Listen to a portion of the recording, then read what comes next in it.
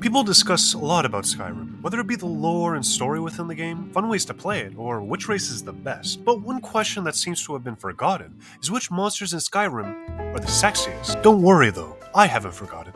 In fact, I've been ruminating on this subject matter for quite a while now, and have come to objective conclusions of which Skyrim monsters are the hottest, and I'd like to share them with you. But first, we need to get some things clear. Here's what I define as a monster. Basically, it's any creature or being that wouldn't typically be seen in the real world. So, for example, the wolf or any of its variants won't count since, well, that's just an animal. This extends to things like the mammoth or saber-toothed tiger, since those were just creatures that existed at some point. Sorry, furries. However, things like the skeever and frostbite spider, although close to real-life things like spiders and rodents, are distant enough in my opinion. Like how the frostbite spider is, well, huge compared to a normal spider. Additionally, any humanoid creature that isn't too much like a human. So, like the Dremora Lord won't count since it's basically just a human. Alright, now that we've got that out of the way, let's start. We're going to begin with humanoid creatures, and our first monster is the Hargraven. This half-bird, half-woman creature is truly the definition of femininity, sporting a kind of dommy-mommy/crack addict aesthetic that some might find pleasing. Unfortunately, some is not me, and probably not most people either. The Hargraven is, in all honesty, quite ugly and deformed, and even though it's kinda hot they can cast magic, they're gonna need to cast an erection spell on me if I'm gonna be attracted to them. The only thing I can see working in their favor, and it's a bit of a stretch, is if you've ever encountered a Hargraven, they have a chance to give brain rot. And I have a theory that you get brain rot as after making contact with them, you can't stop thinking about how sensual their touch is, and your brain no longer functions properly as you can't stop thinking about it. Though, even if this is the case, the symptoms of brain rot seem quite mid, and this theory seems very far-fetched. So with all this considered, I'm gonna have to put these elongated dodos in C tier. I could do worse. Now onto the giants. These creatures appear to only be male, at least if you don't have the mods I do installed. However, I won't be ranking the mods since those are, well... Yeah, anyways, these gentlemen are actually pretty attractive, looking more like a human than the Hargraven. In fact, they kinda just look like old British men. They also seem relatively muscular, with overall decent posture, and they're pretty tall, which is attractive to some people. And they're pretty intelligent, as they're able to herd and milk mammoths, apparently, which is pretty nice too. Also, some online theories I've read have stated that female giants may be the mammoths, since they spend so much time with them, and we haven't seen any lady giants in the game. I enjoy this theory since it sounds funny to me that the same species of monster could look so different. Or maybe the women look similar, but just grow so much fur they look like that. Overall though, I think this is a much better humanoid than the Hargraven, but still not that sexy, so I'm gonna put them in B. Also, since we were talking about them a bit, if I were to rate mammoths, they'd be an A tier, since they're better versions of giants, because they're just big, but also furry. Imagine dating one, you could hug them and they'd be really warm, and they're also thick AF, so they're clearly superior. Plus, imagine the head they could give with that but I'm not ranking them, so ignore that. Anyway, now let's talk about some funny guys. The trolls are fairly interesting, kind of like a bigger, hairier, dumber human, which is also more muscular. This in general isn't too bad, depending on how much you enjoy hair. However, they also are fairly handsome, sporting a kind of big monkey aesthetic that I think a lot of people would appreciate. Overall, I'm gonna put them in A tier. Their lovely physique and general aesthetic is quite nice. I definitely let them manhandle it. Now we're gonna get into some magical creatures, the Atronachs. So I hope you brought some fire resistance potions, because we're starting with the Flame Atronach. This is a certifiable baddie, who's hot in more than one way, with a very nice physique and pretty face. This not only makes for an attractive companion, but a lot of amusing content surrounding them. Their biggest detractor definitely would be the pain from touching them, even when you get fire resistance. However, a bit of pain can be fun, low-key. Anyways, I couldn't possibly rate Flame Atronach lower than S tier. They're more attractive than most humans, to be honest, and they have a nice personality and masculine physique. Now let's get onto the Ice Atronach. They're pretty cool and have a nice body shape. Those big shoulders, that brooding handsome face, nice Patrick Star head, this is truly a beautiful creature. My only problem with them is the coldness, since in general that really is going to unarouse people you're near, so that's going to detract a bit. But overall, I think I'm going to drop them in A tier, since it doesn't take away everything, but they're not quite as perfect as the Flame Atronach. Finally, we have the Storm Atronach, which is frankly the least attractive of the three. Its face kind of gives off an old, anguished man vibe, and its body is kind of meh. It doesn't have any attractive features, as it's just kind of a bunch of rocks held together by lightning. It does kind of have a general humanoid shape with arms and legs sometimes, however, in Skyrim specifically, it's not. In other Elder Scrolls games, the Storm Atronach is actually more attractive, but I'm talking about Skyrim, so we're going to be considering how it looks here. Additionally, it's legit electric, which I can't imagine would be healthy.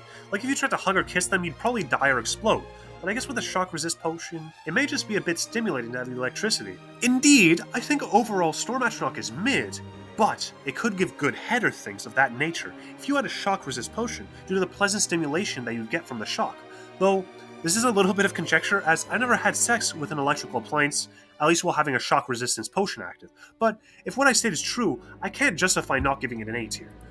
Also, the Ash Guardian is low-key just the Storm Astronaut retextured, but without the fun electric stuff, so I think I'm gonna put it in B tier. Now we got the Spriggan, who bolsters a similar physique to the Flame Astronaut, so you know this is a baddie.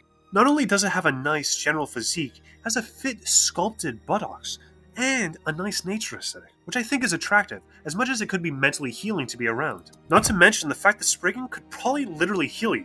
That could mitigate the damage you may take from all the little bugs flying around the Spriggan, or even help you stay able to have sex without getting as fatigued. Especially when you look at the Spriggan matron, a taller, more muscular, more sexy Spriggan, it's just like, damn. Overall, this thing is really hot, with a lot of good traits, so I'm gonna put it up with the Flame Etronach in S tier.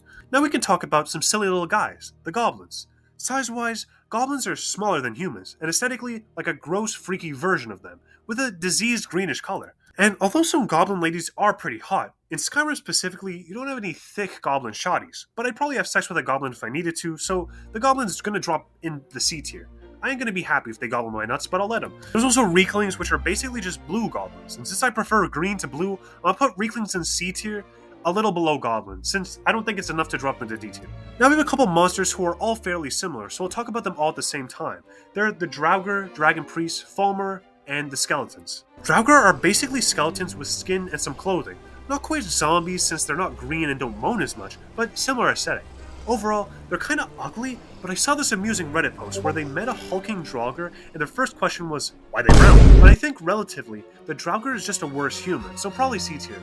Skeletons and Dragon Priests are kind of similar, as Dragon Priests kind of just look like dripped out Riz King skeletons mixed with a little bit of Draugr and some magical powers. Not only this, but Myrak is a Dragon Priest and has a really promising career on SoundCloud, which if that ain't hot, I don't know what is. Overall though, because of their drip, Dragon Priests are definitely far superior to skeletons, Draugr, and most humans. Still not super sexy since they think are muscular. So I'm gonna put Dragon Priests in A tier, and Skeletons, so they just kind of skinny and frail, but lack any trait that makes up for it. They'll end up in C tier with Draugr. Now Falmer. They're basically just more lively Draugr with very pale skin and no vision.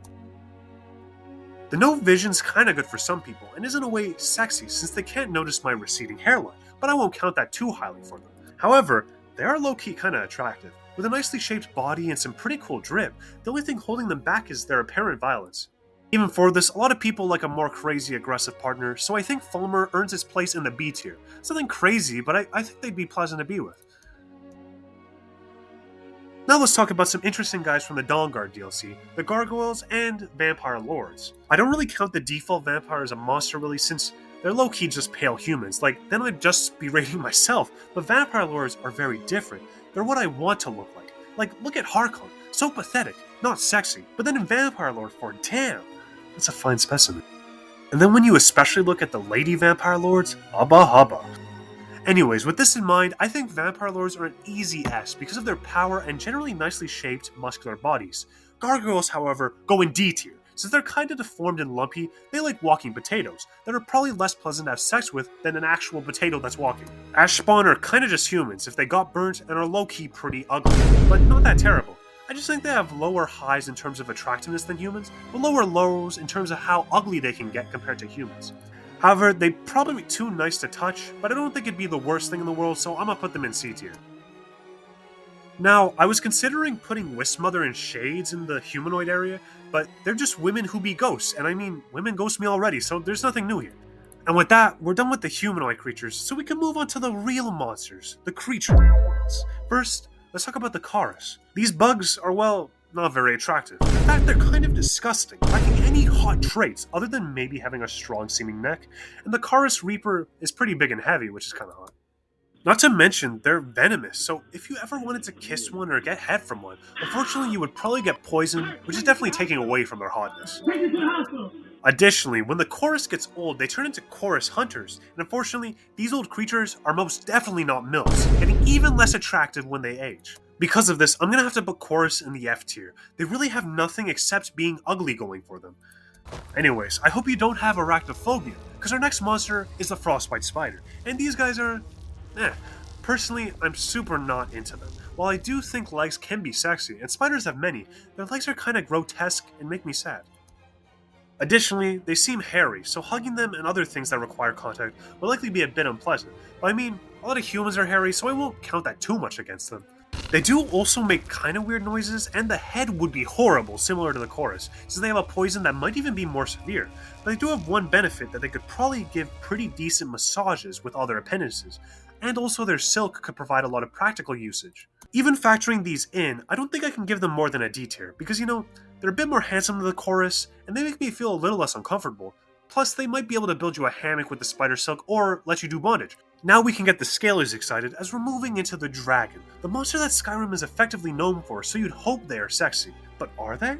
Well, everyone's seen a dragon, and frankly there's a reason dragons are some of the most utilized creatures for scaly/furry content. They have a kind of larger-than-life, dominating, mischievous allure to them.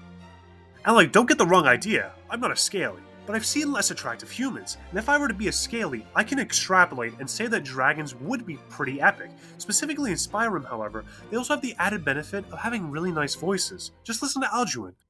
Zalukanir, Kridar Jur. You do not even know our tongue, do you? Such arrogance. To dare take for yourself. If that voice isn't sexy to you, I don't know what's wrong with you, but I will admit dragons are probably a bit rough to the touch, having all those scales, and maybe a bit hard to be with. But I mean, they can also fly, and imagine if you were dating one. You could ride them to a subway, get a footlong for $5. I cannot give them an A tier after thinking about that. Now, moving from that, we have the big rats of Skyrim, the Skeever. These things are high-key hideous and kind of aggressive, so they may be kind of hard to mate with in the first place. Skeever are also heavily diseased, giving ataxia, which is actually a real-life disease that affects muscle coordination. This is represented in-game by making things like lockpicking harder, which makes sense. If you have weakened coordination, it's going to be pretty hard to do something that requires fine motor skills. This is a pretty bad debuff, since if I were to have sex with a Skeever, I'd already be lowering my standards a little bit, and then you add in the fact that I can't lockpick anymore or do more typical things like pour cereal or play video games, since I'll probably get disease from them. That's just pretty unrecoverable. But I've seen less attractive people on Tinder, so I'm gonna put them in D tier. Now on to another really common Skyrim creature, pretty common creature in Elder Scrolls in general, the mud crab. This thing is pretty much the Skeever equivalent for crabs, as it's quite large and, crab-like. Its shape is generally pretty nice, and its grime probably acts like a lubricant. In addition, it is pretty sneaky, which is sexy, as if you dated them, they might be able to shoplift you some Gucci slippers or something. Overall though, I think Mudcrab is solid. Not incredibly sexy, but you could easily do worse, so I'm gonna put it in B tier. Nedges are next, and they're pretty alright. Long, elegant, large, and peaceful creatures with a nice sound and aesthetic. They mostly struggle as they have a poison on them, which could make any sexual encounter unpleasant. But don't we all have a little poison inside us? No, we don't, so I'll be forced to put them in C tier, as it seems inevitable making love with them will have really adverse effects on you. But they do got a kinda nice, feminine shape, so I won't put them too low. Let's talk about the Ash Hopper, or as I like to call it, the Ass Hopper, since I enjoy sarcastic nicknames, and this creature has no ass. Just look at it, such wasted potential.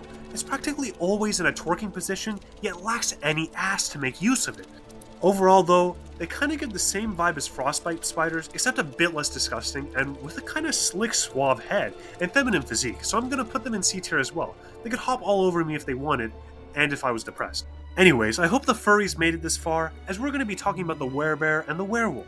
Everyone knows the werewolf, a bigger and stronger and hairier human. Kind of like the troll, except much, much furrier, and a bit more canine. Now the werebear is them, just bigger and bulkier, which makes sense since they're just the bear relative to a wolf. But overall, I think this just leads to personal preference. Both of them are decently muscular and charming, with nice feminine builds. Anyways, I think they're both equally valid mates and pretty attractive, but a bit too hairy for my taste, so I'm gonna put them in A tier. Now, with that, we've covered all the conventional creatures that are monsters, and now we just kind of have what I'll consider the entities. These are things that aren't exactly creatures, but also aren't humanoids. And first we get the magic anomaly, and this thing is Zam. Wow, that's hot. Jokes aside, it's really hard to explain what this even is. You could even say it's anomalous, but I'll just call it mid. The only notable trait is they make kind of annoying noises, and they can kind of hover, which I mean is a little sexy, but in reality, they're just kind of irrelevant. They're also a little sperm-shaped, and as such may be able to fit into orifices nicely and apply pressure. However, I doubt most people will be physically attracted to them at first glance, so I'm gonna drop them in B tier. So they do have at least possibly good physical stimulation and might be able to give good head. Same goes for the Wisp. There's not really any difference, except to maybe a little less cold, and they suck the life out of you, which I mean, that's most relationships anyways. Now we move on to the Frost Wraith, and low-key, it's just kind of like the magic anomaly, but more cold and more snake-like. It's kind of phallic in shape and has a mouth that may be able to do certain things. However, it has similar issues to the magic anomaly. It is a bit creepy, honestly, how it's like translucent and a serpent, but I think if you look past that and appreciate the more important things like how well it unhinges its jaw, it definitely lands itself in the B tier, a little below the magic anomaly and Wisp due to its sharpness and overall more cold aesthetic. Now we have some Daedra. The Lurker and the Seeker are both fairly gross, almost humanoid, tentacly creatures that aren't particularly attractive. The Lurker is a fairly fish-like tentacle creature that has a Lurker spray attack in its mouth, so even though it's ugly, it may low-key give some crazy head.